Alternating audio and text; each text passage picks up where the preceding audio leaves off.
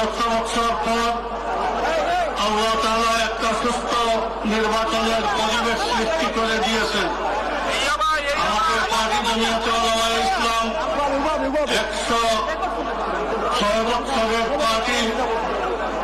আমরা এই জমিয়তের উদ্যোগে 190 বছরের গোলামির থেকে ভারতবর্ষকে জমিয়ত স্বাধীন করেছে। জমিয়ত চায় একটা শান্ত, সুস্থ, নিরাপদ, উন্নত রাষ্ট্র।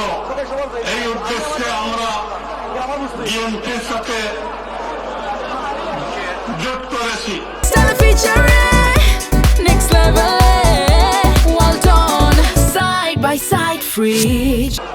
আমরা তারেক রহমান সাহেবের হাতে দেশকে নিরাপদ মনে করি, তাই আমরা বিএনপির সাথে আমরা জোট করেছি।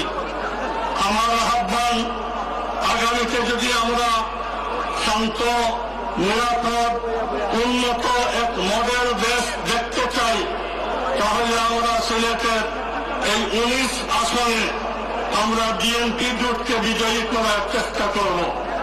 আমি আশা রাখি আমাদের বাংলাদেশ বিপুল আসনে বিজয়ী হয়ে বিএনপি জোটই এই দেশকে পরিচালনা করবে।